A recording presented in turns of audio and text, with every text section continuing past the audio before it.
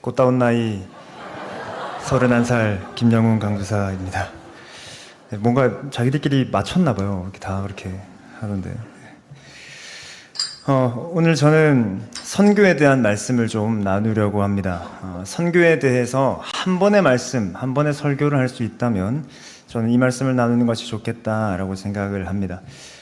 담임 목사님 말씀해 주신 대로 오늘 주일은 좀 여러 가지 의의를 갖죠. 다음 세대 여름 사역을 잘 마치고 감사를 나누며 다시 한번 기억하는 시간이기도 합니다.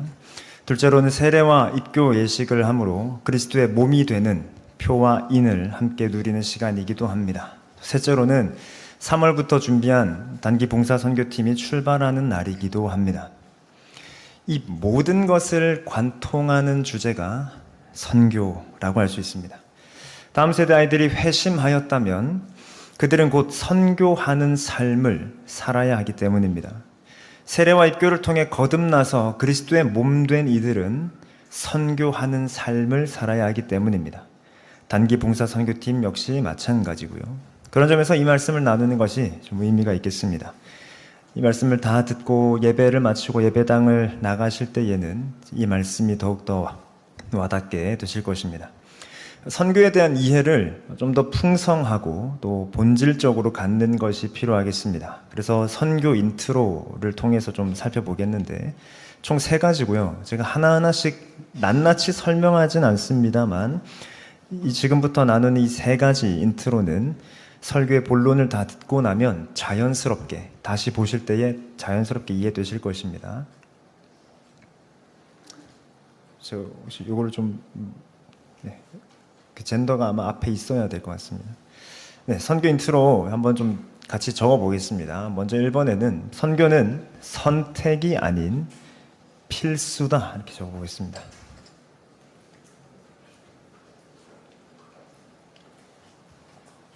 선교는 선택이 아니라 필수입니다. 두 번째, 선교는 특수가 아니라 일상입니다. 선교라는 것은 굉장히 특수한 사역이기도 하지만 일상이라는 것을 잊어서는 안 됩니다. 셋째, 선교는 과업이 아니라 동력입니다. 즉, 하나님께서 우리한테 숙제처럼 내주신, 과업으로 내주신 태스크가 아니라 하나님께서 우리와 함께 하시는 동력입니다. 동력. 하나님과 우리의 동력. 그것이 선교입니다. 이 인트로는 나중에 모든 설교를 다 들으신 뒤에 다시 보시면 풍성하게 이해되실 것 같습니다. 자, 본격적으로 살펴보면요. 첫째, 선교하시는 하나님입니다. 오늘 본문은 엠마오로 가는 길에 제자들이 있었는데 그 제자들에게 예수님께서 나타나셔서 하시는 대화를 넘어서 이제 예수님께서 제자들에게 하시는 말씀입니다. 엠마오 사건이 있은 뒤에 지금 예수님 이 말씀을 하시는 것입니다. 이걸 다 살펴보면 좋은데 오늘 핵심만 살펴보면 이 본문이 중요한 이유는 무엇이냐면 오늘 저와 여러분들이 읽었던 본문이 왜 중요하냐면 예수님께서 가르쳐 주신 성경 해석 방법이기 때문입니다. 다시요. 오늘 본문은 예수님께서 가르쳐 주신 성경 해석 방법입니다. 2가지인데 먼저 A에는 이렇게 쓰면 좋겠습니다. 예수님이 주인공이시다라는 것이죠. 이것이 예수님께서 가르쳐 주신 성경 해석 방법 1번입니다. 오늘 보면 44절은 이렇게 말하죠. 또 이르시되 내가 너희와 함께 있을 때에 너희에게 말한 바 곧 모세의 율법과 선지자의 글과 시편에 나를 가리켜 기록된 모든 것이 이루어져야 하리라 라고 하고 있습니다. 44절에 모세의 율법, 선지자의 글, 시편은 쉽게 말해 성경입니다. 당시에 성경을 이런 식으로 표현했어요. 그러니까 이건 고유명사로 씁니다. 그래서 영어 성경에 보면 다 대문자로 시작을 해요. 즉 쉽게 말하면 성경에 나 예수님을 가리켜 기록된 것이 이루어져야 한다라는 것입니다. 즉 이것으로 보아 성경은 어떤 책입니까? 예수님이 주인공인 책입니다. 그리고 그 성취가 이루어지는 그 성취란 구약에서 볼 때에는 메시아 예수님이 오신다. 신약엔 어떻습니까? 메시아 예수님이 다시 오신다. 성취입니다. 두 번째, 성경을 읽는 핵심 방법 두 번째는 복음 전파입니다. 바꿔 말해 선교라고도 할 수 있습니다. 이것이 성경을 읽는 눈이요, 성경을 읽는 방법입니다. 47절에서 예수님이 이렇게 말씀하시죠. 또 그의 이름으로, 예수님의 이름이죠, 죄사함을 받게 하는 회개가 예루살렘에서 시작하여 모든 족속에게 전파될 것이 기록되었으니라고 합니다. 어디에 기록됐습니까? 그게 45절입니다. 성경을 깨닫게 하신 것이죠. 즉 예수님께서 지금 성경을 푸시면서 이 성경에 뭐라고 기록되어 있냐면 죄사함을 받게 하는 회개가 예루살렘에서 시작하여 온 족속에게 전파될 것이라고 기록되어 있단다라고 가르쳐 주시는 것입니다. 그러면 성경을 읽는 두 가지 눈이 무엇입니까? 첫째, 예수님을 중심으로 하여 읽는 것입니다. 둘째, 선교적으로 읽는 것입니다. 이걸 절대로 놓쳐서는 안 됩니다. 성경은 선교적입니다. 그러면 선교의 의미를 좀 살펴보자면요. 선교의 의미는 선교를 영어로 미션이라고 흔히 합니다. 이게 어디서 나왔느냐면 라틴어 미또에서 왔습니다. 라틴어 미또란 보내다 혹은 파송하다 이런 의미를 갖고 있습니다. 그런데 그 라틴어 미또에서 온 미션이라는 선교의 의미 자체가 보내는 것, 파송하는 것, 혹은 그 입장에서는 보냄받는 것, 파송받는 것이 선교의 가장 기본적이고 본질적인 메시지입니다. 그런 선교의 의미에 보내는 것이라고 적으시면 좋겠습니다. 이게 선교입니다. 자, 그럼 제가 아까 반괄호 1번에서 성경은 선교적이다라고 하였습니다. 그렇다면 지금 2번의 의미를 넣어서 해석을 하면 성경은 보내는 것의 이야기겠네요. 네, 그렇습니다. 그래서 성경이란 하나님의 끊임없는 보내심의 역사입니다. 하나님의 백성, 하나님의 시선, 하나님의 마음이 머무시는, 그리고 하나님의 뜻과 작정이 있는 그곳에 끊임없이 하나님께서 보내시는 역사가 성경입니다. 태초에 하나님께서 천지를 창조하셨습니다. 그 창조하신 세계에 하나님께서 누구를 보내시냐면 아담과 하와를 보내십니다. 그래서 그들에게 복을 주시면서 생육하고 번성하여 이 땅을 다스리고 정복하라라고 그들을 보내시는 것이죠. 하나님께서는 패역한 세대에 노아라는 메신저를 주셨습니다. 약 100년에 가까운 시간 동안 방주를 만드는 그의 메시지. 물론 백성들이 안 들었죠. 하나님 노아를 보내셨습니다. 하나님께서는 아브라함을 택하셔서 그 본토 친척 땅을 떠나서 주님께서 가라고 하신 곳에 가라고 하셨습니다. 아브라함을 보내셨습니다. 하나님께서는 요셉을 들어서 애굽으로 보내셨습니다. 그리고 거기서 하나님 역사를 이루어 가시죠. 하나님께서는 그곳에 또 모세를 보내셔서 이스라엘을 건지시고 구원하셔서 또 하나님의 일을 하십니다. 그 이후에 하나님께서는 사사, 선지자, 왕, 끊임없이 하나님의 사람들을 보내십니다. 그런데 이 보내심으로 하나님의 일이 완전히 성취됩니까? 그렇지 못합니다.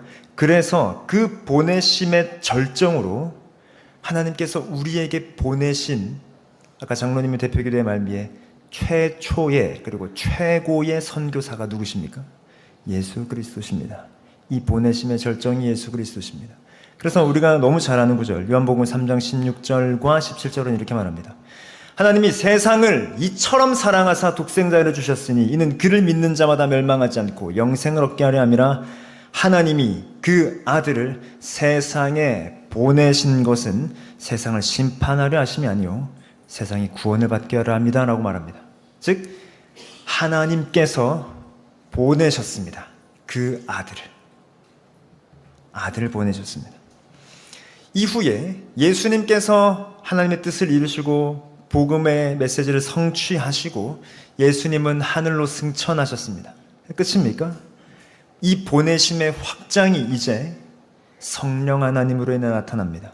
그러면 하나님께서도 성령님을 보내시죠. 요한복음 14장 26절은 이렇게 말합니다. 보혜사 곧 아버지께서 내 이름으로 보내실 성령 그가 너희에게 모든 것을 가르치고 내가 너희 말한 모든 것을 생각나게 하리라. 즉 하나님께서는 끊임없이 보내시는 분이십니다. 태초로부터 계속해서 보내시다가 이제 그 하나님의 완전하고 완벽하고 선하신 뜻으로서 성자 예수님과 성령 하나님을 보내시는 분이십니다. 즉 하나님은 선교하시는 하나님이십니다. 보내시는 분이요. 그래서 선교하시는 하나님은 크게 두 개의 의미가 있습니다. 첫째는 보내시는 분이십니다. 하나님은 끊임없이 보내십니다. 이 사역은 이제 하나님께서 계속 하시는 사역인데 이건 뒤에서 살펴보고요. 즉 선교를 보내는 것이라고 이해할 때에 하나님께서 보내시는 분이시다. 둘째, 하나님께서는 함께 하시는 분이십니다. 이 말은 즉슨 하나님께서는 아까 앞선 구약의 사람들을 보내시고 혹은 예수님과 성령님을 보내시고 본인은 저 하늘 구름 어딘가에서 그냥 팔짱 끼고 지켜보면서 내가 맡긴 거 잘 하고 와라 라고 지켜만 보시는 마치 특수 요원을 보내는 보스가 아니십니다. 하나님께서 보내신다라고 하는 것이 왜 우리에게 은혜와 긍휼이 됩니까? 하나님은 보내실 때에 함께 하십니다. 하나님께서는 아브라함을 보내십니다. 그에게 뭐라고 하십니까? 내가 너와 함께 하리라. 하나님은 모세를 보내십니다. 뭐라고 하십니까? 내가 너와 함께 하리라. 하나님은 여호수아를 보내십니다. 내가 너와 함께 하리라. 요즘 우리가 보고 있는 하나님은 예레미야 선지자 포함하여 이사야, 에스겔 다 보내십니다. 그렇게 두려워하는 그들에게 하나님 말씀하십니다. 내가 너와 함께 하리라. 심지어 예수님께도 하나님은 함께 하셨습니다. 그러니 하나님께서 보내신다라는 건 그냥 툭 보내시고 잘하고 와가 아니라 내가 너와 함께 하겠다가 있는 것입니다. 이것으로 보아 보내시는, 선교하시는 하나님이란 찾아오시는 하나님이십니다. 그리고 자기 자신을 우리에게 주시는 하나님이십니다. 아까 우리 친구들의 간증에도 그런 것들이 있었습니다만 하나님께서 우리에게 찾아오시는 일이 끊임없이 일어납니다. 나는 때때로 그 하나님을 외면하지만 하나님은 계속해서 우리를 찾아오고 계십니다. 이것이 하나님의 사역입니다. 즉 주님은 무언가를 보내시고 누군가를 보내시고 계속해서 끊임없이 보내실 때에 하나님은 저 구름 어딘가에 숨어 계시고 잘 찾아봐라고 하시는 분이 아니라 하나님이 찾아오셔서 자기 자신을 내어주시는 분이십니다. 그것이 선교하시는 하나님이십니다. 보내시는 분이자 직접 찾아오시는 하나님이신 것이죠. 두 번째, 이자 오늘의 핵심은 선교사인 교회라는 것입니다.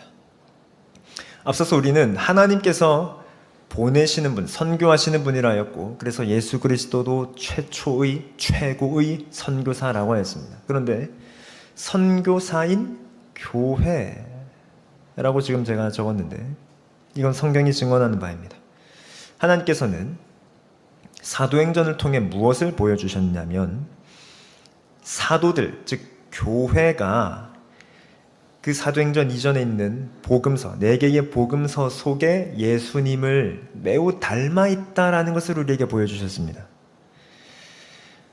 예수님께서 이 땅 가운데 계실 때 병든 사람과 귀신 들린 사람들이 예수님께 막 찾아갔습니다. 사도행전은 병든 사람과 귀신 들린 사람이 사도 베드로에게 찾아갑니다. 예수님께서 못 걷게 된 자를 일으키셨습니다. 사도 베드로 역시 못 걷게 된 자를 일으킵니다. 예수님께서는 죽은 자를 살리십니다. 달리다 굼, 소녀여 일어나라. 베드로 역시도 사도행전에서 죽은 자를 살립니다. 다비다야 일어나라. 십자가에서 돌아가시기 전에 예수님께서는 이렇게 말씀하십니다. 아버지 저들을 사하여 주옵소서. 저들은 저들이 하는 일을 알지 못함이니이다. 아버지 내 영혼을 아버지 손에 부탁하나이다. 마찬가지로 스데반이 순교하기 전에 이렇게 말합니다. 주여 이 죄를 그들에게 돌리지 마옵소서. 주 예수여 내 영혼을 받으시옵소서. 즉 그리스도께서 죽으실 때와 스데반이 순교할 때가 유사합니다. 그리고 예수님께서 마가복음 16장에서 이런 말씀을 하십니다.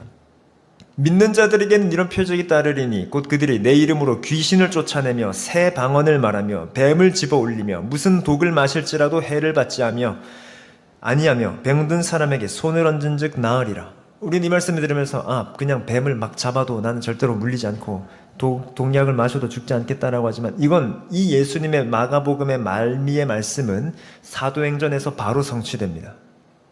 그래서 사도들이 귀신을 쫓아냅니다. 새 방언을 말합니다. 뱀을 집어 올려서 독을 마셨는데 죽지 않은 사건이 사도행전에 있던 거 기억하십니까? 섬에 올랐을 때에 바울이 그 불숲에서 뱀이 나와 자신의 팔을 물었습니다. 독사가 물었습니다. 원주민들은 다 이제 바울이 독에 물려서 감염되어 죽겠다라고 하였지만 전혀 그 뱀은 바울이 할 수 없었습니다.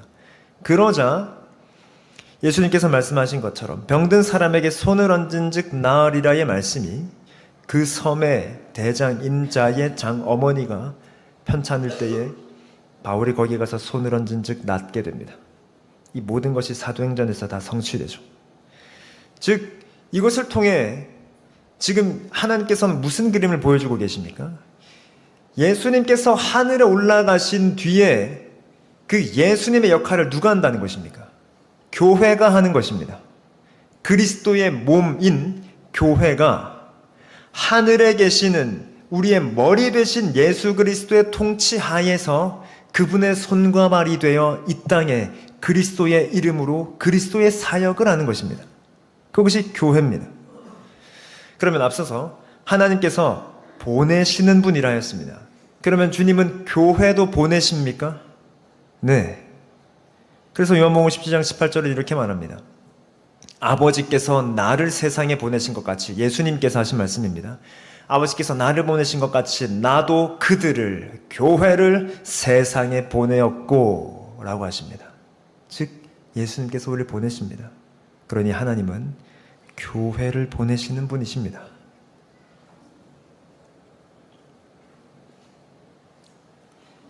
이제 우리가 보냄받았습니다.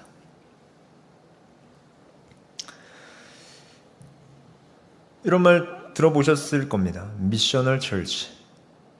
우리 교회가 선교적 교회라고 할 때에 이것이죠. 사실 이건 좀 신학적인 표현입니다. 비교적 신학계에서 최근에 많이 이렇게 대두되는 신학적인 표현인 미셔널 철치, 선교적 교회입니다.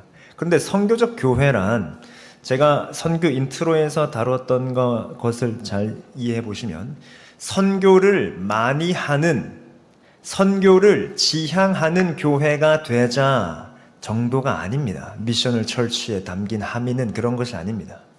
미셔널 철치가 있기 전에 사실은 미시오 데이가 있습니다. 선교하시는 하나님, 이게 먼저 있습니다. 그러면 선교적 교회란 하나님께서 선교하시는데 그 선교로 교회를 보내심으로 선교하신다는 것이 미셔널 철치입니다. 그래서 이거를 조금 더 와닿게 단어를 바꾸면 미셔널 철치, 선교적 교회의 핵심이자 실체는 미셔너리 철치입니다. 즉 교회가 선교사다라는 것입니다. 이게 핵심입니다. 교회 자체가 선교사라는 것이요. 즉 교회가 선교를 많이 한다, 교회가 선교를 지향한다 정도가 아닙니다. 미셔널 철치, 선교적 교회의 핵심은 교회 자체가 선교사다라고 하는 정체성입니다. 이거를 잃어버렸던 건데 이제 우리가 이걸 다시 회복해야 되겠다라고 하는 것이고, 그 미셔널 철치의 핵심 구절이 오늘 우리가 읽었던 누가복음 24장인 것입니다. 그러니 여러분, 드림양상교회가 미셔널 철치, 선교적 교회를 한다라고 할 때 여러분들은 우리 교회가 선교 많이 하는 교회구나 정도로 이해하시면 안 됩니다. 오늘 저의 설교의 결론이기도 합니다만 우리 교회 자체가 선교사요, 여러분 한 사람 한 사람 자체가 선교사입니다. 이게 미셔널 철치입니다. 교회 자체가 선교사다라고 하는 것이죠. 그래서 선교에 대한 개념을 마지막으로 확장을 하자면 하나님 나라가 세상 나라의 복음을 전하는 것입니다. 자, 무슨 의미냐? 기존의 사고로 선교라는 것을 이해하기가 어렵습니다.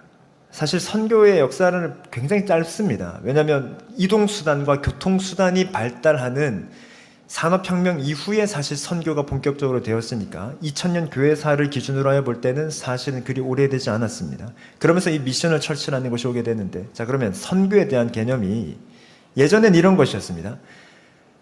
자국민이 다른 나라 사람에게 전도하는 것이 선교였단 말이에요. 근데 요즘 이 국제사회에서 그 나라 사람이라고 해서 그 나라에만 삽니까? 그러니까 우리나라에 지금 우리나라 사람만 살지 않죠. 다른 나라도 마찬가지입니다. 지금 이건 어떤 그 나라의 나라 역사를 다 떠나서 워낙 이제는 교통이 발달하고 그런 소통이 원활해졌으니까 우리나라만 기준으로 보더라도 우리나라 사람이 아닌 사람들, 이주민들이 엄청 많이 오기 시작했습니다. 그러면 자, 이번 단기 봉사 선교팀 이번에 가서 선교 현장을 보게 될 겁니다. 자, 우리나라 사람이 태국에 있는 사람에게 전도하는 거 이거 선교입니다.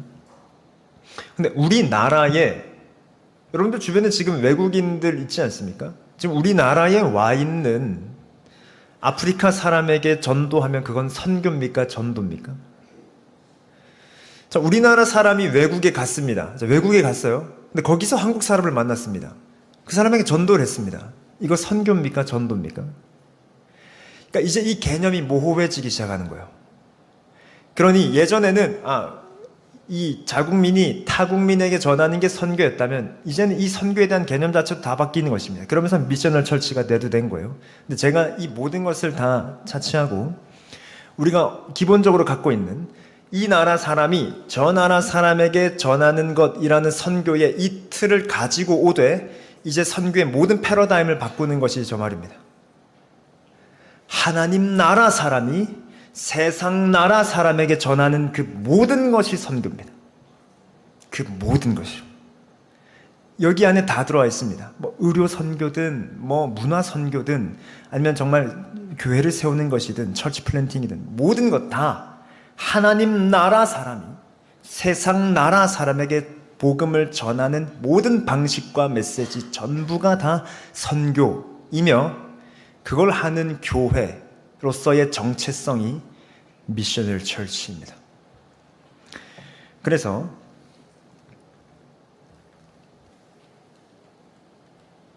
자막 넘겨주십시오.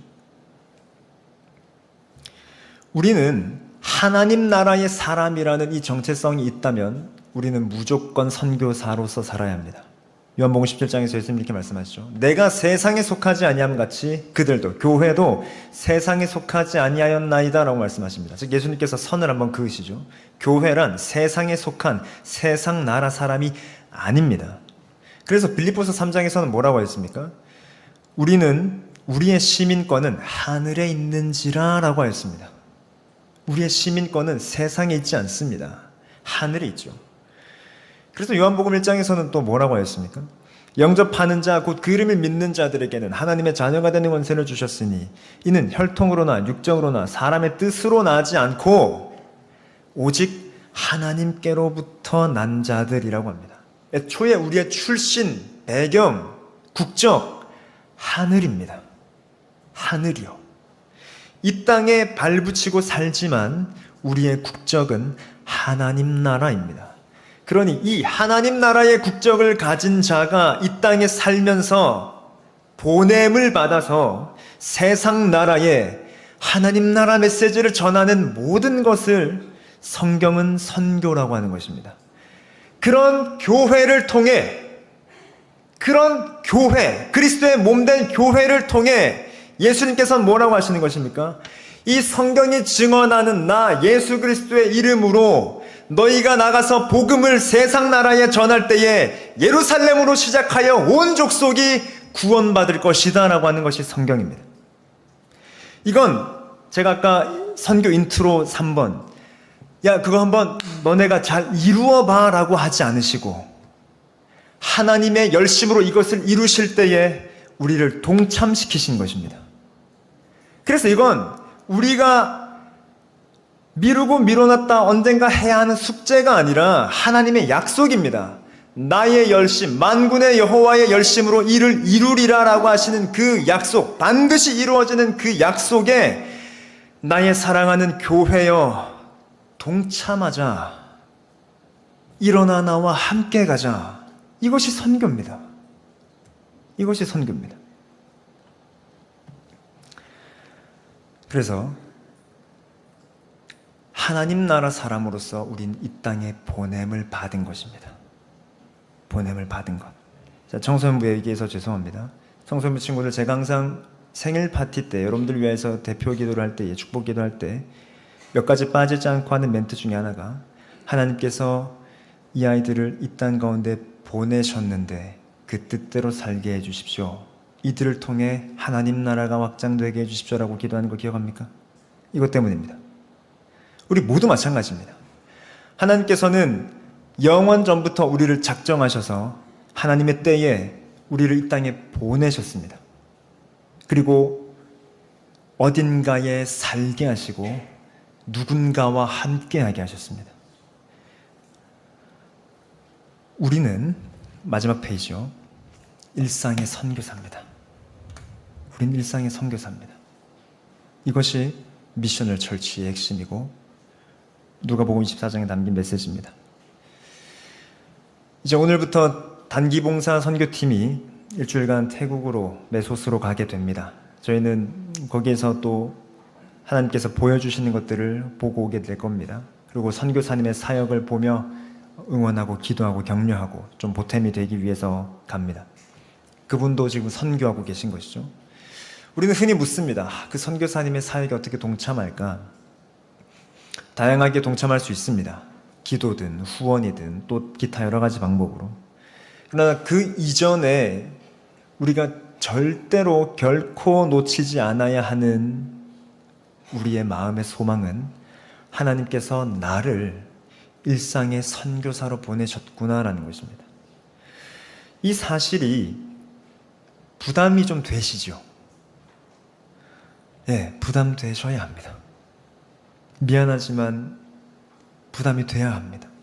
그 청소년부 친구들이 종종 저한테 이런 고민을 얘기를 합니다. 전도하고 싶은데 또 얘네들이 학교에서 욕먹는 것도 있고 손가락질 당하는 것도 있고 잘 안 되는 것도 있고 너무 힘들대요. 그래서 제가 고생이 많다. 왜 어쩌겠니? 어쩌겠습니까? 오히려 그 불편과 부담이 없는 게 정말 문제입니다. 그리스도인으로서 살아가는 것이 굉장히 이기적일지 모른다는 하나의 반증입니다. 그냥 나 좋고 기쁘고 평안하면 되는, 아닙니다. 그리스도인으로서 산다는 것은 성숙해지면 성숙해질수록, 믿음이 성장하면 성장해질수록 이 땅 가운데 사는 것이 참 힘들고 어렵고 그 자체가 고난이요, 난 지금 그리스도의 고난에 동참하고 있구나가 뼈저리게 느껴져야 합니다. 결코 쉽지 않아야 합니다. 그리고 그 영혼들이 계속 불쌍해야 합니다. 이걸 다 제치고 그냥 하나님 믿으면서 사는 것 좋고 기쁘다, 조금 이기적입니다. 믿음이 성장하면 그럴 수 없습니다. 그러니 사랑하는 성도 여러분, 단기 봉사 선교팀은 일주일간 또 잘 다녀오겠습니다. 근데 선교팀을 포함한 우리 모두 일상의 선교사입니다. 그래서 우리가 매주 주일 예배 때 파송의 노래를 부르는 것이 그것입니다. 오늘도 부르겠지만 이제 이 찬양을 좀 더 여러분들의 일상생활에 와닿게 부르십시오. 매주 파송받는 선교사로 주님 살기 원합니다. 이 고백으로 살아가는 저와 여러분 되시길 바랍니다. 우리는 주의 움직이는 교회, 함께 찬양하겠습니다.